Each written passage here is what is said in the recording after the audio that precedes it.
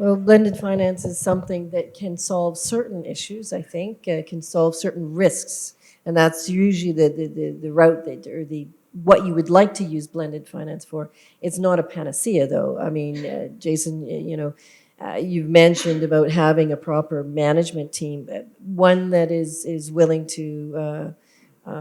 well, to put the right, to do the right thing, I guess what you would call. But that also links then to capacity development. Not everyone has that. I know, Daniel, you've been talking, questioning us a lot about failures. I mean, we don't learn, companies don't learn and innovate unless you fail along the way. None of us do. If everything was perfect, none of us may be here. So I think that we really need to take about that lessons learned approach, looking at what has been successful in certain markets. How can you replicate that? And I think that replication is, the biggest form of flattery, actually, and having,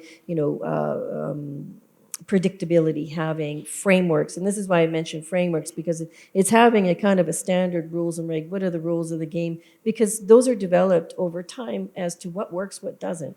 And they may not all apply in every jurisdiction, every country, but you know that there are certain principles that do apply. And I think that part of our moving along and developing new markets, and you mentioned about not taking reputational risks. This is kind of where I think most of us draw the line. Is when it becomes a reputational risk, then you won't move beyond that. But in the meantime, you need to develop new markets, you need to develop new clients, you need to help them along the way, because it is a journey. All of this is a journey.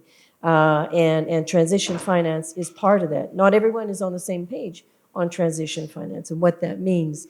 And some organizations can't even go there because of the unclarity from the regulatory point of view, that it prohibits you from investing in certain what is termed transition finance areas. So it's I would say it's a bit of a murky area, but I think that now more than ever, people are coming together and understanding that we need to achieve this clarity, to come up with some practical rules that everyone can play with, so that we can actually scale up, because the issue is there, as you've said, climate, issues is real, and not something that we want to pass on to our children and our grandchildren, given the day that it is here.